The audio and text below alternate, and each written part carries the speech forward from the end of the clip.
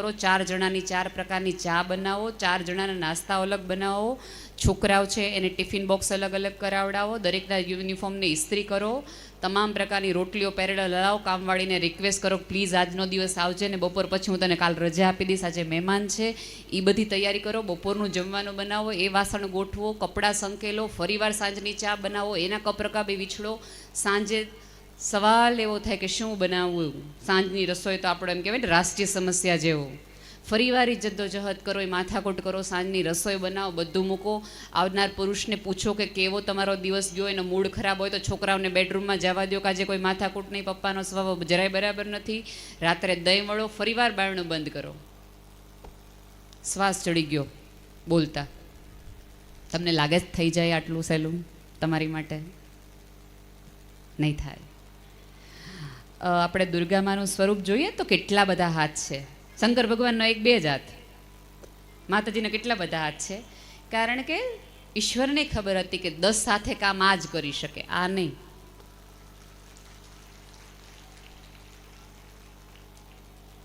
તો આપણે સન્માનિત થાઓ, પોતાને સન્માનિત કરો, આપણી સાથેની સ્ત્રીનું સન્માન કરો. આપણી ભૂલ ઈ પડી કે આપણે અંદરો અંદર બાંધવા માંડ્યા એટલે જીતી ગયા.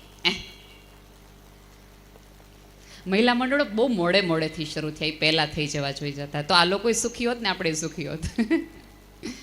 સ્ત્રી તો બહુ અદ્ભુત રચના છે સ્ત્રીની. એનામાં કેટલું બધું છે ગમે એવું, જેને પ્રેમ કરી શકાય, જેના આધારે આખી જિંદગી કાઢી શકાય, એ સ્ત્રી.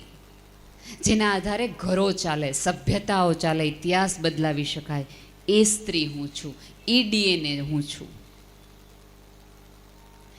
લતાની કમનીયતા મારામાં છે, મારી પ્રજાતિમાં છે.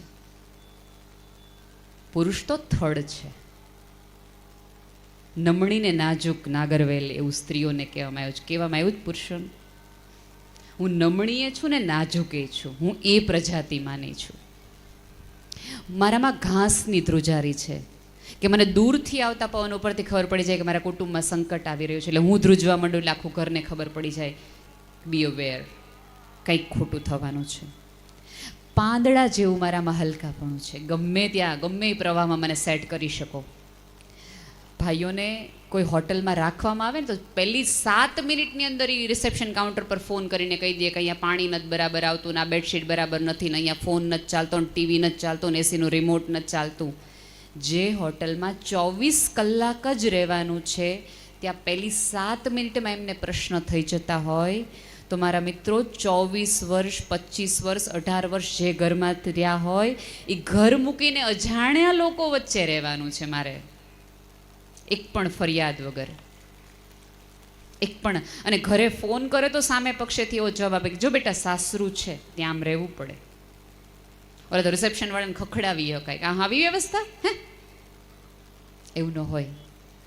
થોડો સમય આપો એને પણ સેટ થવાનો, સેટ થવા માટેનો સમય આપો એને. એ જગ્યામાં તમે કોઈ પણ વૃક્ષ વાવો ને તોય તમે વારે ઘડીએ જોઈ નથી રહેતા કે એના મૂળિયા ઊંડા ગયા, એના મૂળિયા ઊંડા ગયા, એના મૂળિયા ઊંડા ગયા નહીં. તમને ખબર છે કે એમાં અંકુરિત થવા માટે તમારે એને સમય આપવો પડશે. તો તમારા ઘરમાં આવેલી દીકરી, જેને તમે હવે વહુનું સંબોધન આપો છો, એ કોકના જ ઘરની દીકરી છે, એને સમય આપો.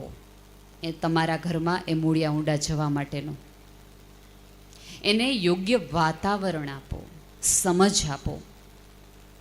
અને દીકરીઓ એ સ્વીકારતી થઈ જાય કે જમીન હવે મારી આ છે. હું વારા ઘડીએ ફોન કરીને ત્યાં ફરિયાદ કરું, એ વાત જ ખોટી, એ વાત જ ખોટી. મમ્મીઓને પણ મારી ફરિયાદ છે કે 1.5 કલાક વાત કર્યા પછી એની દીકરી એમ કે મમ્મી હાલ હવે હું ફોન મૂકું, મારે બહુ કામ છે. ત્યારે ફોન મૂક્યા પછી માનો એક જ હોય, મારી દીકરી હક્કેથી વાતે કરી શકતી નથી, એટલું કામ છે. 1.5 કલાક વાત કરી, આનાથી વધુ હક કેટલું કોઈ ગુમમાં. અને એની તમારી દીકરાની બહુ ફોન ઉપર હોય તો પહેલી ફરિયાદ આખો દી ફોન ઉપર હોય, આખો દી. કરેલી છે આ પુરુષે ફરિયાદ? કોઈ સસરાએ એમ કીધું કે મારી દીકરાની બહુ આખો દી ફોન ઉપર હોય? સાસુની જ હોય. મને આ વાક્ય જરાય નથી ગમતું કે સ્ત્રીની દુશ્મન છે. ના, નથી, સાવ ખોટી વાત છે.